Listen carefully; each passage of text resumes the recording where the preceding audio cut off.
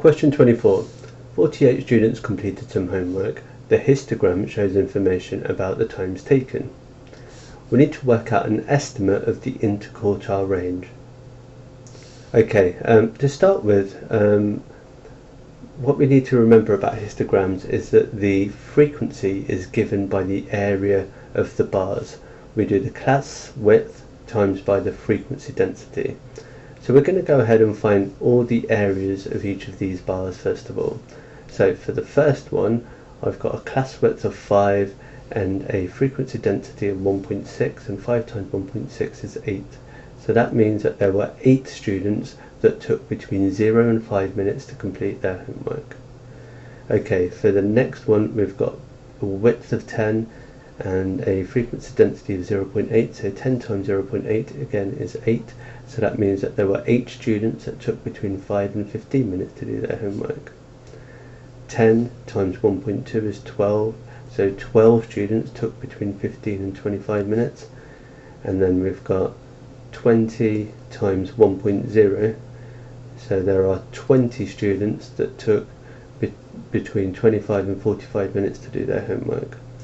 So to work out an estimate in interquartile range, we need to find the lower quartile and the upper quartile. Okay, so to find the lower quartile, we need to find a quarter of the way through our 48 students. So we need to do a quarter of 48, and a quarter of 48 is going to be 12. To find the upper quartile, we need to find 3/4 of 48, and that's going to be 3. Well, 1/4 was 12, so 3/4 is going to be 3 lots of 12, which is 36. So the 12th person will give us our lower quartile, and the 36th person will give us our upper quartile. So to find the 12th person, well, I know the first 8 people took between 0 and 5 minutes. I know the next 8 people, or the first 16 people, took between 0 and 15 minutes. So if I half this here, that will give me the first 12 people. So I'm going to draw a line going from here to here. Okay, so that split that into 4 and 4. Remember, this is an estimate, so we're assuming that it's just equally distributed throughout this bar. So so that means that the 12th person took less than 10 minutes. So my lower quartile is going to be 10 minutes. Okay, to find my upper quartile, I need to find where the 36th person sits. So I've got my first 8 people here, and my first 16 people between 0 and 15, and my first 28 people between 0 and 25. Because the frequency density here is 1, that means that each minute is going to be worth 1 person. So 20 minutes altogether, there's 20 people. So each minute's going to be worth 1 person. So to find my 36th person, I'm up to 28 here. And to get to 36, I need to go another 8 minutes. So that's going to take me up to here, which is at around 33.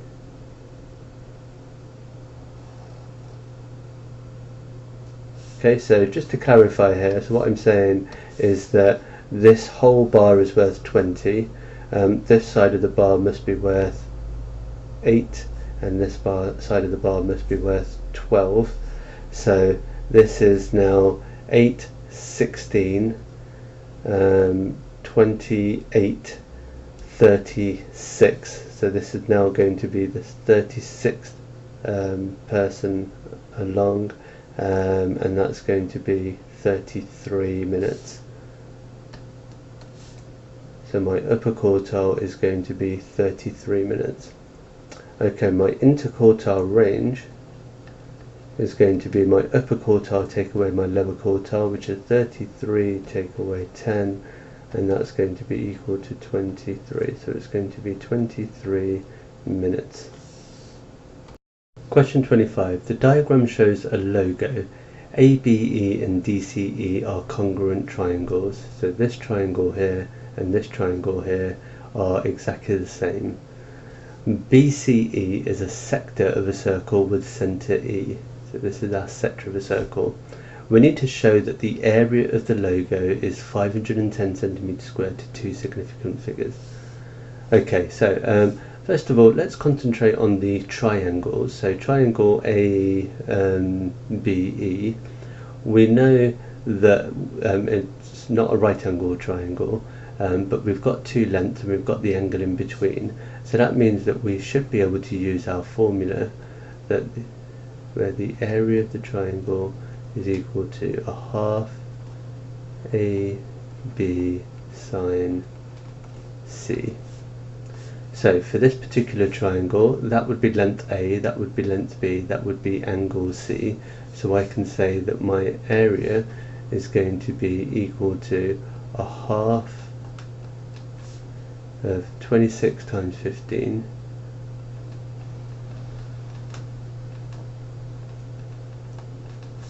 times by the sine of 38.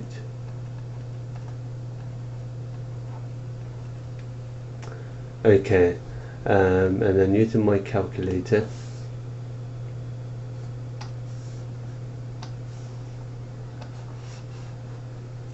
I've got a half or 0.5 times 26 times 15 times the sine of 38.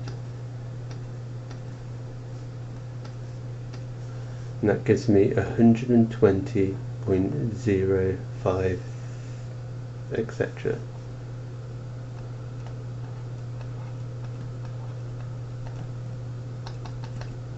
Okay, and now I've got two of these triangles, so I'm going to times this by 2. So I'm going to do 2 times 120.05, etc. And that's going to give me, so I'm going to times this by 2, and that gives me 240.1079754. And I'm going to write down this whole number, so I'm going to write down my whole calculator display, because I don't want to lose any accuracy along the way. 9754. Okay, so that's going to be the area of my two triangles. So I've completed this part and this part. I now need to work out the area of my sector. So in order to work out the area of my sector, I first of all am going to need to know this length here, which is going to be the radius, and it's going to be the same in both these places because both of these are the radii. So in order to work this length out here, I'm going to have to use this triangle again, but this time I'm going to use, to work out this missing length here, I'm going to have to use the cosine rule. So I'm going to write down the cosine rule over here. It's a squared is equal to b squared plus c squared take away 2bc cos a. Okay, so now in this particular scenario, my angle A is going to be this 38 degrees, so this opposite length here is going to be my length A. So we'll call this R for radius. So what I'm saying is that R squared, okay, that length squared, is going to be equal to b squared plus c squared, so it's going to be 26 squared plus 15 squared, doesn't matter which way around that goes, take away 2bc, so 2 times 26 times 15 times by the cosine of the angle, which is 38 degrees. Okay, so again I'm going to use my calculator to work that out. So we're going to have 26 squared plus 15 squared take away 2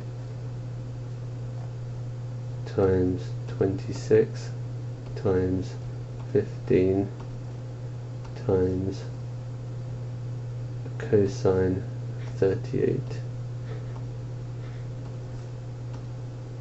And that gives us 286.35, etc. But I want to work out what r is, so this is r squared. I'm going to square root this to work out what r is,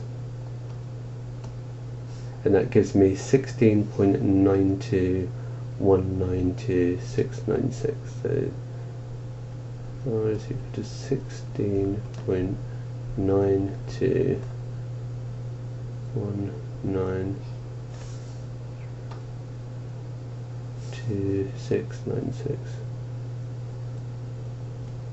Okay, and again I'm going to write down my whole calculator display because I don't want to lose any accuracy along the way. So now I know what the radius is. So to work out what the area of this sector is now, well, if it was a full circle, I would do pi times the radius squared. However, this is only 108/360th of a circle. That's the fraction of a circle it is. So I'm going to do 108/360th times by pi r squared. So times by pi times by the radius squared, and we know the radius is going to be 16 point whatever we've written down here, so 16.92192696 squared. Okay, so if I grab my calculator again, and I'm going to do, this is my stored answer now. Yeah, so this is already going to be stored as an answer, so I can do 108/360th times pi times by my answer squared, and that gives me 269.88 over here, so that's going to be equal to 269.880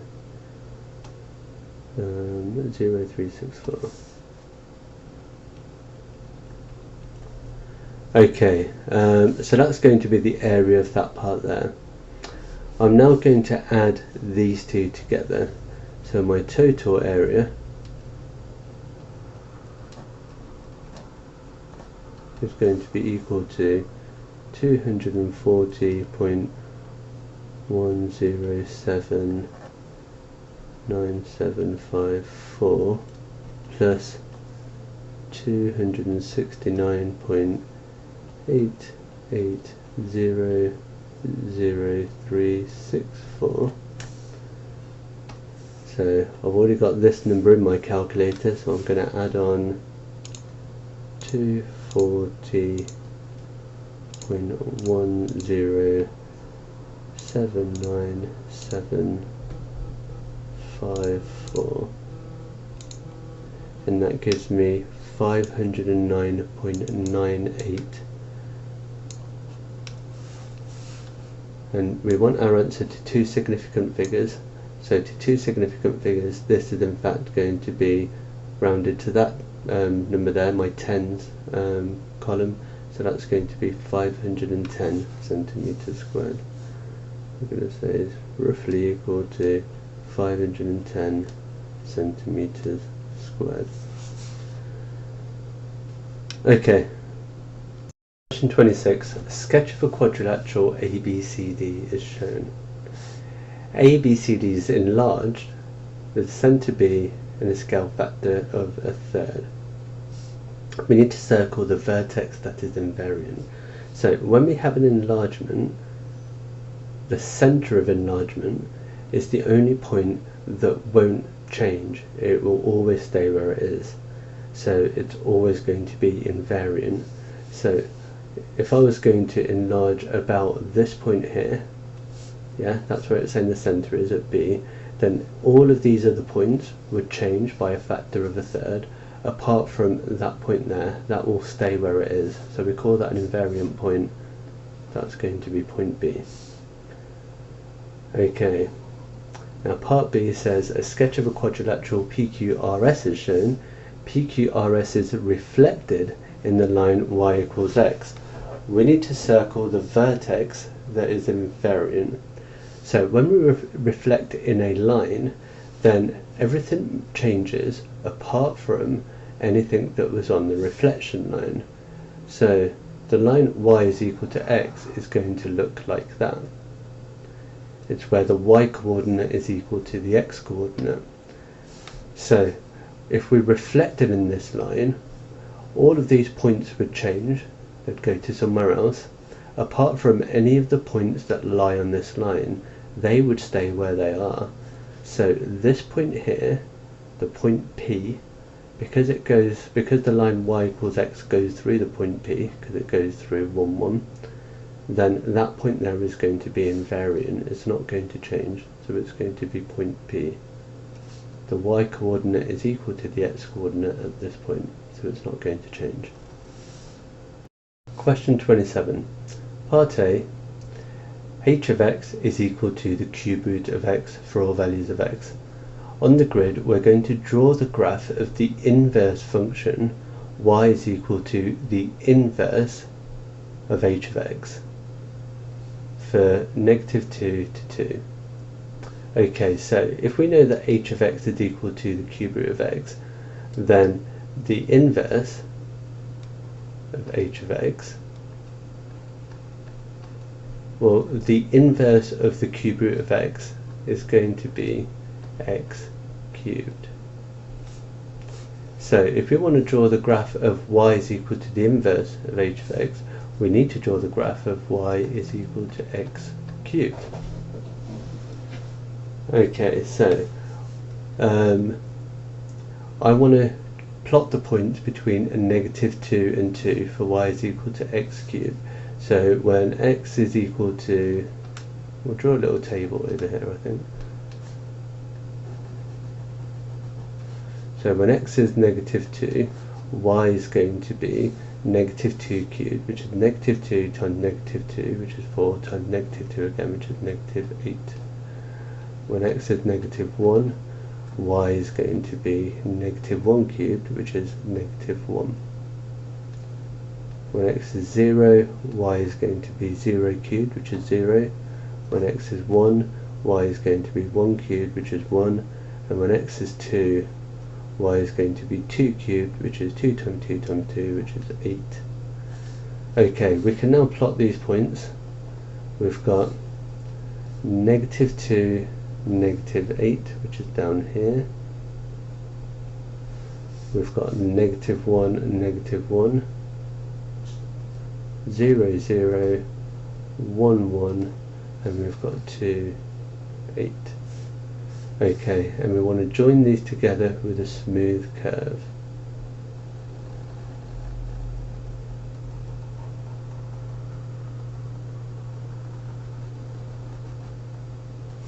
Okay, mine's a bit dodgy, but I think that yours will probably be better than mine. Yeah, it should be a nice smooth curve.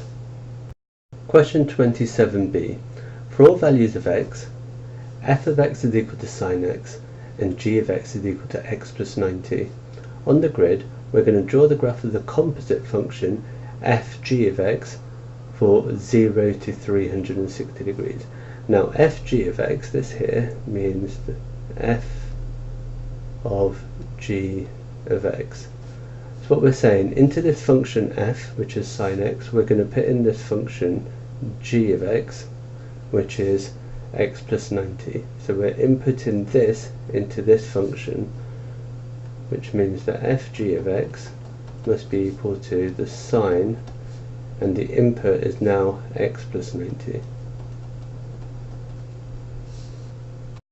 So we're going to, because we're drawing the graph of y is equal to fg of x, we're in fact now drawing the graph of y is equal to the sine of x plus 90 degrees.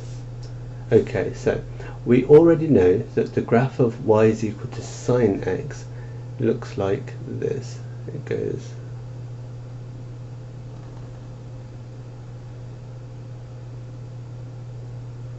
Okay, so it looks like that. Now, because this is the graph of sine of x plus 90, that means it must have been translated 90 degrees to the left. So it's moved 90 degrees to the left in that direction. So what we're now going to have, because this continues, we're now going to have a graph that looks like this. And we can get rid of this part over here. Okay, and what you might notice is that the sine of x plus 90 is in fact exactly the same as our cosine graph, and it looks like that. Okay, thanks very much for joining me. I'll see you next time.